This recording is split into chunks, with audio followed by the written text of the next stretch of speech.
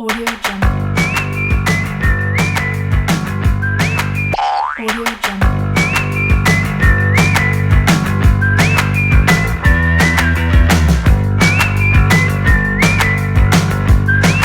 Audio Jungle.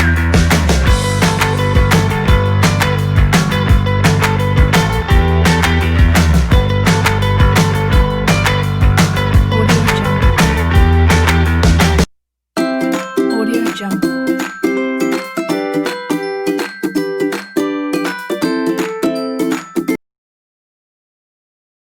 Assalamualaikum warahmatullahi wabarakatuh. Waalaikumsalam warahmatullahi wabarakatuh. Selamat sore, salam sejahtera bagi kita semua. Semoga kita selalu sehat dan dalam lindungan Allah Subhanahu wa Ta'ala. Izinkan kami memperkenalkan diri kami, Bu. Kami mahasiswa pendidikan biologi dari Universitas Indraprasta PGRI. Saya Syifa Dinda Faradilah. Saya Dica Pratiwi. Saya Dias Kesumawardani. Saya Dewi Ponitiasari. Di sini kami ingin mewawancarai Ibu terkait materi evolusi. Sebelum memulai, saya mau kenalan dulu dengan Ibu. Bolehkah Ibu memperkenalkan diri Ibu? Ya. Baik, terima kasih. Assalamualaikum warahmatullahi wabarakatuh. Waalaikumsalam warahmatullahi wabarakatuh. Terima kasih untuk pertemuan di Zoom kepada mahasiswi Unindra. Perkenalkan, nama Ibu Haryati. Ibu adalah guru IPA di MTSN 6 Jakarta Timur. Untuk pengalaman mengajar, Ibu sudah mengajar sejak 2002 setelah lulus sarjana sampai dengan sekarang 2020.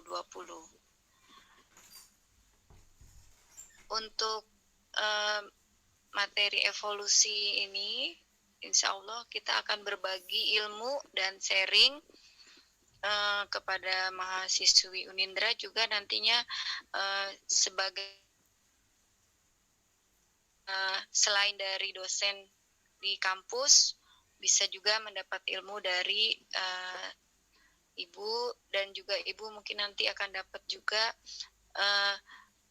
tambahan untuk wawasan Ibu dengan para mahasiswi, karena semakin majunya teknologi, ketika kita belajar evolusi dulu hanya di perpustakaan dengan berbagai media, maka akan lebih menambah hasanah keilmuan. Ya, cukup dari Ibu. Terima kasih. Ibu kembalikan kepada pemandu acara Zoom ini. Silakan. Terima kasih Ibu telah memperkenalkan diri. Untuk selanjutnya kita akan mulai ya Bu wawancara terkait materi evolusi. Di sini kita akan mempertanyakan tentang tanggapan Ibu mengenai evolusi. Pertanyaan pertama akan ditanyakan oleh Dewi Fonitiasari. Waktu dan tempat, silahkan Dewi.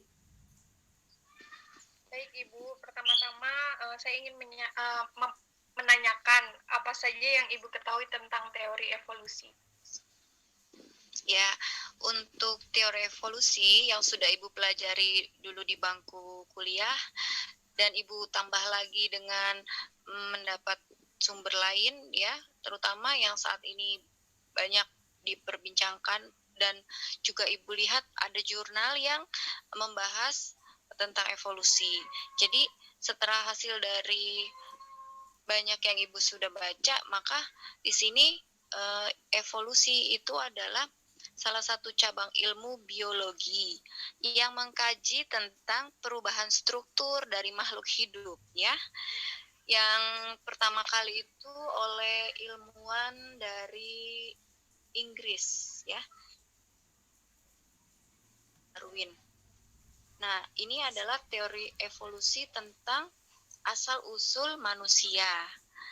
Nah, kemudian Ibu juga membaca skripsi yang dibuat oleh mahasiswa IAIN tentang eh, bagaimana teori asal-usul manusia itu yang dilihat dari literatur ya. Jadi di sini skripsinya itu tentang literatur evolusi. Jadi menurut Ibu ini menarik ya. Kenapa Ibu bahas di sini? Setelah Ibu kasih pengertiannya evolusi itu perubahan struktur dari makhluk hidup, karena saking menariknya evolusi itu ada yang membuat skripsinya. Dan kesimpulan skripsinya itu bahwa menurut Darwin asal-usul makhluk hidup itu berasal dari nenek moyang yang sama. Kemudian ada pohon kekerabatan manusia yang disebut dengan Australopithecus atau Homo sapiens. Ya, itu untuk jawaban tentang evolusi ya. Baik Ibu, dan menurut Ibu apa saja sih keuntungan dan manfaat dari mempelajari teori evolusi ini? Ya, untuk evolusi sendiri ini kita menjadi lebih banyak pengetahuan yang didapat ya, baik dari beberapa pendapat para ahli bahwa menurut Charles Darwin, terus kemudian ada lagi kalau di Indonesia itu sampai ada yang meneliti yang Ibu tahu bernama Dr. T. Jacobs ya, karena kita tidak hanya lihat orang luar ya. Kalau di Indonesia evolusi itu dilihat menarik. Itu adalah seorang guru besar Prof. Dr. T. Jacob dari UGM ya, di daerah Sangiran dan sepanjang aliran Bengawan Solo. Menurut Ibu seperti itu. Baik Ibu, yang terakhir pertanyaan dari saya, apa yang Ibu ketahui tentang manusia purba? Ya, untuk manusia purba di sini untuk dilihat dari kehidupannya ya, manusia purba itu yang Ibu baca nih ya, disebut juga prehistoric people. Yang pernah Ibu baca di buku Prehistoric People itu bahwa kalau yang disebut manusia purba itu dia belum mengenal tulisan ya. Jadi tidak ada tulisan, dan yang tertua itu yang seingat Ibu bisa berumur lebih dari perkiraannya 4 juta tahun yang lalu, disebut manusia purba. Itu. Nah, manusia purba ini ternyata seiring dengan berjalannya waktu ada yang meneliti. Contoh di Indonesia nih ya, yang jurnal yang Ibu baca, ada seorang ilmuwan yang menelitinya yang ada di Indonesia, itu namanya Eugene Du Bois ya. Nah, dia di sini orang luar tapi mau meneliti manusia purba di Indonesia. Ya, salah satu contohnya itu dia melihat namanya Pithecanthropus erectus ya, yang ada di Trinil. Ya, ini kayak kita belajar sejarah juga kan ya, manusia purba antara sejarah dengan biologi saling terkait. Ya, seperti itu yang Ibu tahu tentang manusia purba ya. Baik, terima kasih Ibu.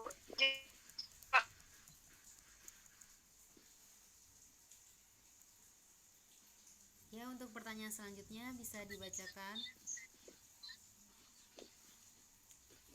Ibu, mohon maaf, pertanyaan selanjutnya akan saya bacakan. Ya, siapakah nenek moyang manusia menurut evolusi? Kalau dilihat dari teorinya itu, yang Ibu ingat untuk nenek moyang itu disebut dengan Homo sapiens itu ya. Homo sapien yang ada di Wikipedia juga pernah Ibu baca ya, seperti itu. Memang sependapat juga Ibu dengan yang bahan bacaan yang Ibu baca itu ya. Jadi kalau leluhur leluhur manusia modern itu kan secara anatomi ya, kalau kita lihat ya dari mulai bentuknya ya, katanya dari mulai agak bungkuk sampai tinggi itu bisa antara 400.000 sampai 250.000 tahun yang lalu itu Homo sapien kunonya. Di sini bisa dibaca ya, inti dari buku luar sih ya memang ya, yang judulnya itu Evolution Parts Modern Humans ya, atau juga Evolution Human Behavioral Science deh, coba dilihat yang dibuatnya itu oleh lembaga Olamar College dari California ya. Jadi ya kita bisalah terjemahkan, kita lihat di Google Scholar ya buku itu, kemudian nanti kita terjemahkan. Jadi ketika kita bisa baca juga buku dari luar, itu bisa menambah pengetahuan. Ya itu menurut Ibu. Untuk pertanyaan selanjutnya, apakah Ibu percaya tentang teori evolusi? Begini ya, kalau untuk evolusi kan karena sudah ada oleh ilmuwan yang menemukan itu kan, yang Darwin. Nah, kalau dengan adanya itu sudah dibukukan, kepercayaan itu ada karena sudah dicetak. Jadi Ibu bilang iya, karena teori evolusi ini ya, kalau dilihat dari fakta, misalnya begini, fakta yang mendukung teori evolusi itu bisa kita lihat dari buktinya fosil, ya kan? Kan fosil itu kan berbagai macam bentuk ya. Kemudian variasi makhluk hidup. Ibu yakin itu variasi makhluk hidup berarti ada evolusi dong, ya. Misalnya lagi ada, contoh lainnya misalnya gini. Kan kalau evolusi itu kan kita tahunya bisa berbagai macam jenis yang ada. Kita taunya hanya kuda gitu misalnya ya. Satu contoh nih. Ternyata kok kuda itu bisa jadi bermacam-macam. Bisa jadi kuda pacu, terus kuda yang bisa ditunggang, atau kuda penarik beban. Nah, berarti kan terjadi evolusi tuh ya, karena berbagai macam jenis kuda. Nah, dari situlah Ibu percaya bahwa memang evolusi itu ada gitu. Ya. Untuk pertanyaan selanjutnya, apakah yang Ibu ketahui tentang adaptasi dan mutasi? Adaptasi ya. Secara garis besar yang Ibu tahu itu, kalau adaptasi kan penyesuaian makhluk hidup dengan lingkungan dan untuk mempertahankan hidupnya. Ya, misalnya kaktus, ya kan dia di gurun pasir. Nah, berarti dia bisa hidup tanpa banyak membutuhkan air ya. Bentuknya seperti apa adaptasinya kaktus? Oh, ternyata dia tumbuhan itu berduri gitu. Yang kedua tadi apa ya? Yang kedua tentang mutasi, Ibu. Kalau mutasi menurut Ibu itu adanya perubahan yang terjadi secara internal ya, yaitu di dalam gen atau kita nyebutnya kromosom. Ya, jadi lebih kepada bagian internalnya ya. Kalau adaptasi kalau Ibu lihat itu eksternal, di luar kita bisa lihatnya. Ya, seperti itu yang Ibu tahu tentang adaptasi dan mutasi. Baik Ibu, untuk pertanyaan yang selanjutnya,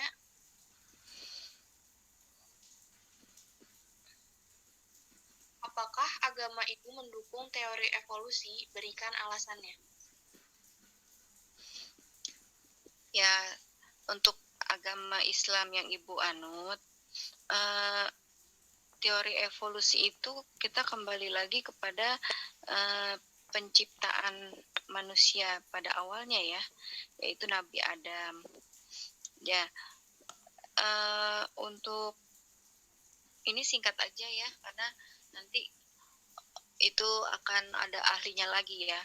Jadi evolusi dalam Al-Quran itu ada ya. Jadi untuk penjabarannya lebih lanjut kita memang harus meneliti baru kita lebih ngerti ya. Jadi seperti itu jawabannya.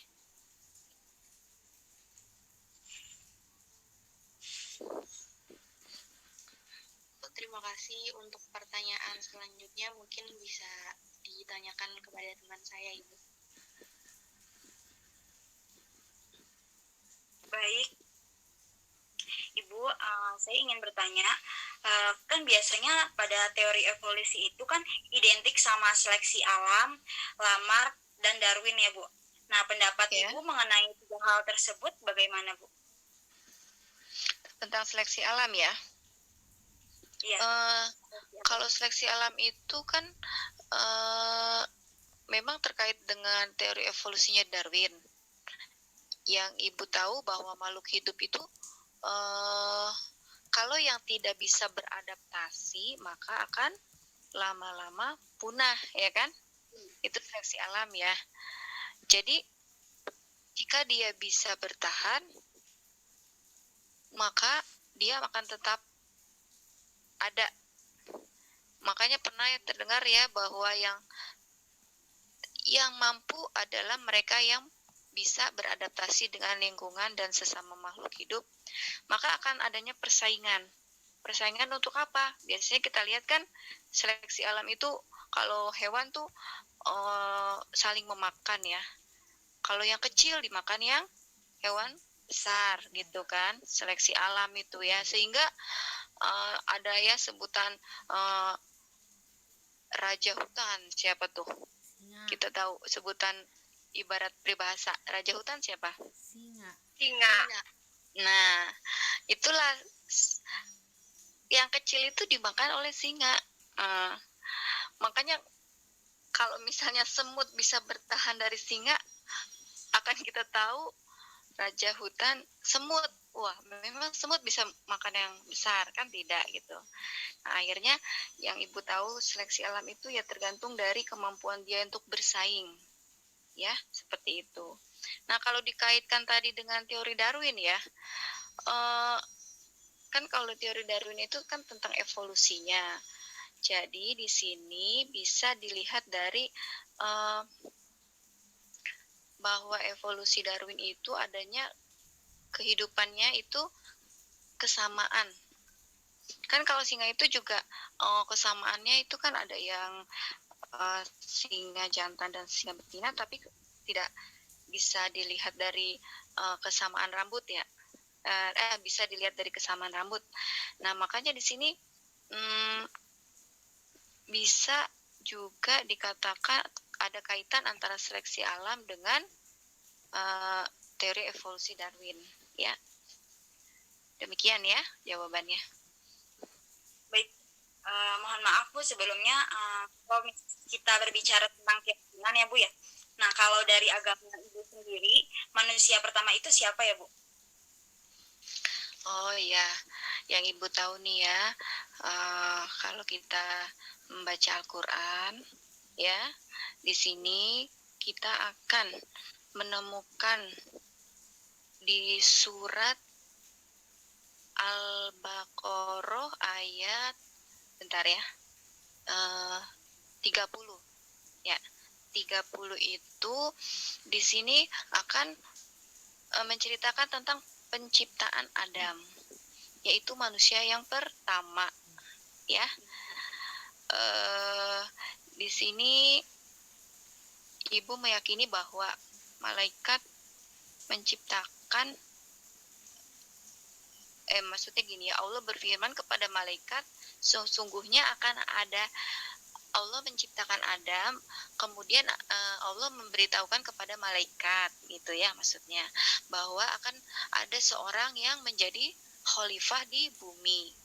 Nah, jadi di sini Ibu meyakini bahwa yang pertama kali dalam agama yang Ibu anut yaitu Islam, yaitu Nabi Adam yang pertama kali diciptakan gitu ya.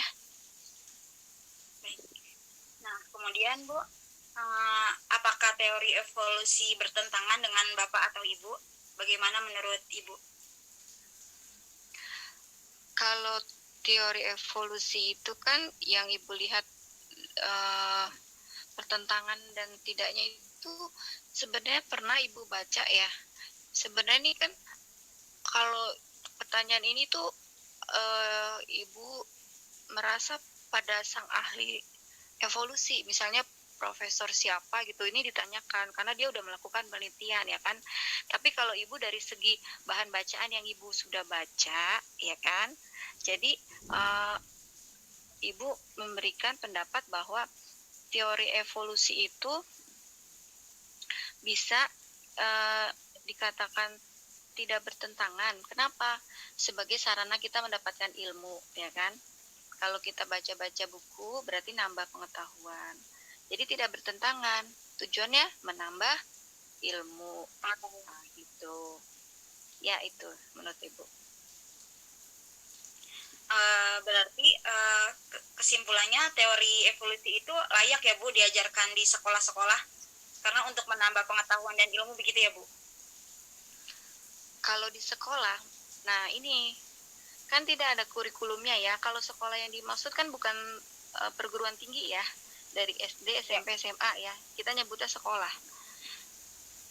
Jadi dari segi pertanyaannya, apakah sekolah dalam hal SD, SMP, SMA atau kuliah nih? Segi sekolah Bu. Jadi apakah dari jika di sekolah ini teori evolusi ini masih layak diajarkan seperti itu Bu? Kalau di sekolah yang Ibu ajarkan hanya sebagai pengetahuan, tidak dalam ya, kalau di level yang sekolah Ibu ajarkan.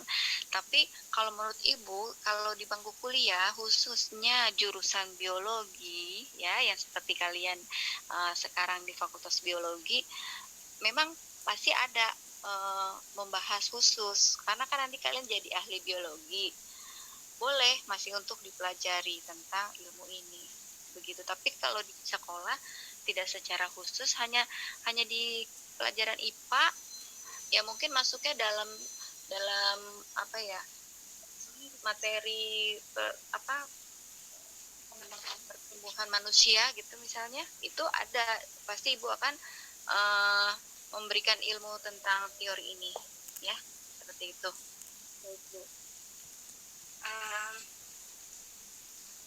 Selanjutnya pertanyaan akan dijelaskan oleh teman saya Syifa Adinda. Dipersilahkan.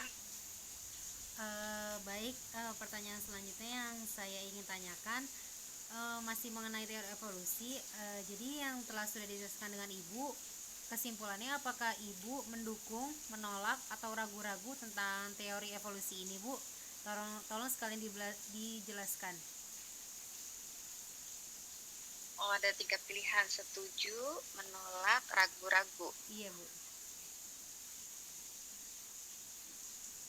Kalau secara agama Islam, memang teori evolusi untuk manusia terutama ya, yang Ibu jawab tidak setuju, karena ada mengibaratkan kita kok dari evolusi kera gitu. Padahal secara jelas dalam agama bahwa makhluk hidup itu kan manusia yang pertama adalah Nabi Adam. Jadi manusia tidak ada yang namanya oleh hewan bisa disamakan gitu. Jadi memang teori evolusi ini Ibu untuk lebih dalam dipelajari itu tidak ya, tidak setuju. Cukuplah sebagai ilmu pengetahuan kita. Karena di bangku kuliah juga berapa SKS ini untuk pelajaran ini, dapat berapa SKS? 3 Bu. 2 Ya Ibu. ya, berapa? Ya Ibu. Oh ya, jadi teori evolusi yang terutama Darwin yang mencetuskan ya, ahlinya itu, memang Ibu tidak setuju ya seperti itu ya. Oke. Lalu pertanyaan selanjutnya yang ingin saya tanyakan, menurut Ibu kenapa ya teori evolusi ini khususnya pembahasan tentang evolusi pada manusia masih terus saja dipelajari sampai sekarang walaupun sebenarnya bertentangan dengan agama? Ya, kembali lagi kepada memberikan ilmu pengetahuan itu yang dulunya ada kepada yang sekarang kita pelajari memang boleh. Ya ibarat sejarah supaya kita tahu dulu ada ilmu ini ya. Jadi teori evolusi manusia itu berdasarkan sejarah dan perkembangannya kita harus tahu. Nah, jadi sebagai ilmu pengetahuan kita, hasanah menambah ilmu. Ya ibaratnya otak manusia lebih baik ditampung atau dimasukkan ilmu yang bagus daripada nanti diisi sama hal yang tidak berguna gitu kan. Jadi nanti kalau kita, nah terutama lagi kalau misalkan jadi duta mahasiswa atau mahasiswi yang ada ke luar negeri, pertukaran pelajar, kalau pas bahasannya tentang teori ini, evolusi, Darwin, nah kita juga kan pasti ditanya. Jadi kita harus tetap tahu. Tapi untuk secara praktek yang dalam di sekolah tidak, gitu ya. Itu aja dari Ibu. Ya Bu, ini pertanyaan terakhir, bagaimana cara Ibu menjelaskan teori evolusi, khususnya evolusi pada manusia ke peserta didik? Maksudnya seperti strateginya gitu Bu. Oh gini, ya Ibu kan sebagai guru IPA ngajar kepada mereka biologi ketika pas materinya tentang evolusi ya. Begini, Ibu sebagai guru yang ada di madrasah ya, jujur akan mengarahkan bahwa manusia diciptakan oleh Allah ya, langsung kepada rujukan surat di Al-Quran sebagai tanda bukti bahwa rangkaian kehidupan manusia itu Allah sudah jelaskan bahwa penciptaan manusia itu dari tanah, air, dan sperma. Nah, rangkaian evolusi dalam Al-Quran itu yang Ibu pernah berikan kepada siswa itu penjabarannya ada di surat Al-Hajj ya.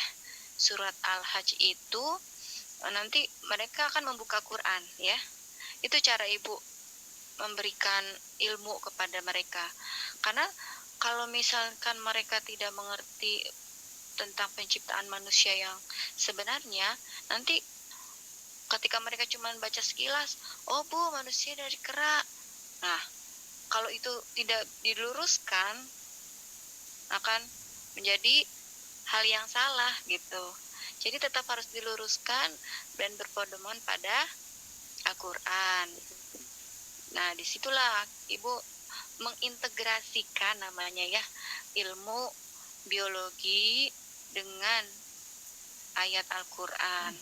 Karena kita itu ibaratnya sekolah itu tujuannya nanti begini, kita punya jasad di bumi, tapi mindset kita akhirat. Sehingga apa yang kalian pelajari itu sebenarnya kalian mempelajari Al-Quran. Semua cabang ilmu itu akan kembali muaranya ke Al-Quran. Makanya kalau kita bisa tahu semua itu, selain bisa hafal Quran, artinya bisa, itu sebenarnya sumber ilmu. Jadi Ibu bilang kepada peserta didik, terutama kalau tentang teori evolusi yang Ibu ajarkan, semuanya kita akan mencari kepada sumbernya yang Allah sudah turunkan mukjizatnya melalui Nabi Muhammad SAW, yaitu ke Al-Quran. Nah seperti itu kalau Ibu mengajar di kelas ya, untuk peserta didik Ibu. Ya Ibu, ini ada pertanyaan yang tertinggal yang untuk ditanyakan. Yang pertanyaan ini seperti apa yang Ibu ketahui tentang Zionisme, Freemason, Illuminati, dan Dajjal yang bermata satu itu Bu? Oh, itu. Iya Bu. Ya, Zionisme ya. Iya. Kalau Ibu suka baca di berita, itu kan adanya Zionisme itu diartikan gerakan nasionalis oleh Yahudi internasional ya, sehingga menghasilkan negara Israel yang ada di wilayah Palestina. Jadi sebenarnya itu negara Palestina itu ada, tapi nanti oleh negara Israel akan diambil untuk dijadikan wilayah Israel. Nah, itu yang Ibu tahu ya. Kalau secara mendalamnya itu nanti ada di ranah orang sejarah ya. Karena kita kan biologi, jadi kita masih belum dalam. Yang setelah Zionisme apa ya tadi? Freemason Bu, Freemason. Freemason ya. Ada juga Ibu baca Freemasonry ya, pernah Ibu baca itu, ternyata tidak beda jauh ya, Freemason, Freemasonry gitu ya. Itu yang Ibu pernah lihat di TV itu adanya seperti organisasi persaudaraan ya. Organisasi itu bentuknya persaudaraan. Tapi asal usulnya tidak bisa diketahui alias tidak jelas gitu. Dan yang Ibu baca juga itu di akhir abad ke-16 atau 17 ya. Jadi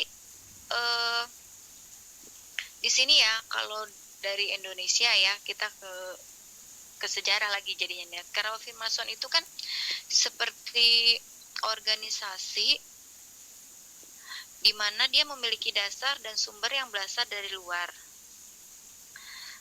tapi tidak sesuai kepribadian oleh bangsa Indonesia.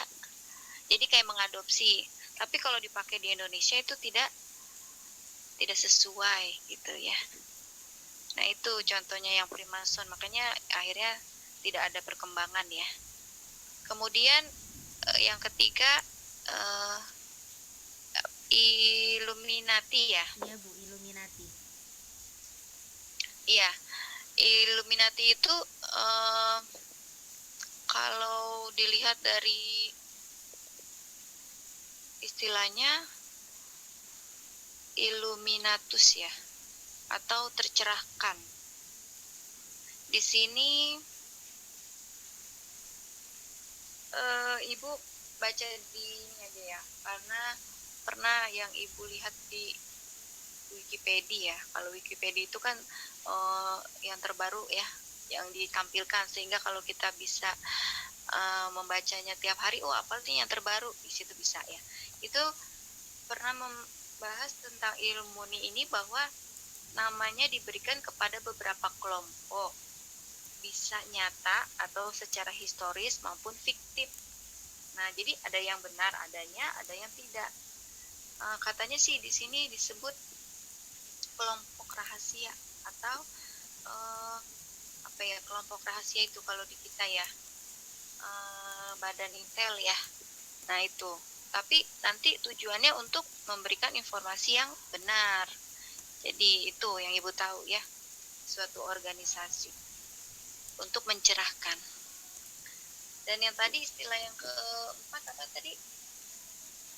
Yang terakhir Dajjal mata satu Bu. Oh iya, Dajjal. Pernah lihat lambangnya ya? Iya. Nah, kalau Dajjal itu yang dipercayai oleh umat Islam itu akan munculnya menjelang kiamat. Dan Dajjal dikatakan kafir dan jahat. Kenapa? Karena dia membawa fitnah. Nah, fitnah yang diserang oleh Dajjal itu untuk umat Islam terutama ya. Jadi ketika Dajjal muncul, kita sudah tahu ya akan ada hari akhir. Makanya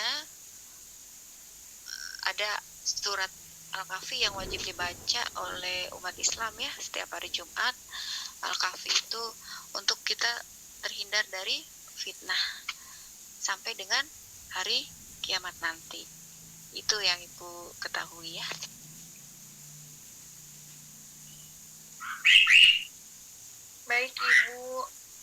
terima kasih banyak telah menyempatkan waktunya di sore hari yang cerah ini untuk berbagi ilmu kepada kita. Kita semua mengucapkan terima kasih banyak. Mohon maaf ya Bu jika pertanyaan-pertanyaan kami menyinggung hati Ibu. Gitu, Bu.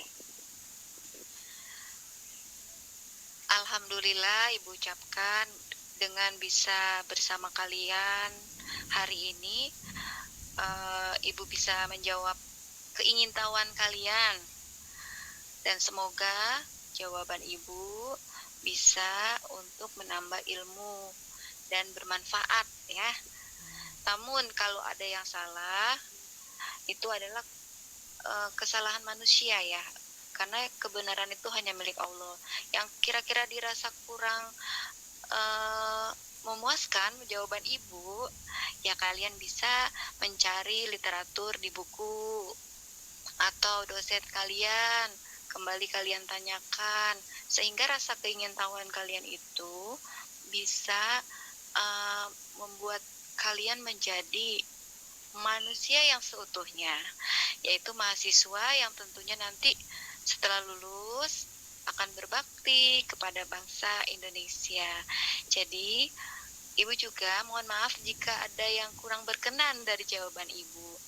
Untuk kalian semua terima kasih ya, karena dengan begini kalian jadi bisa saling kenal ya. Kita bisa saling kenal.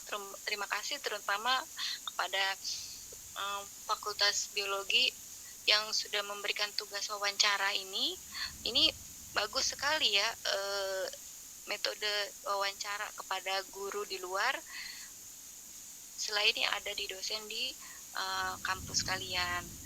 Semoga nanti kalian bisa membuat laporannya dengan baik dan hasil atau nilainya juga baik. Audio Jungle.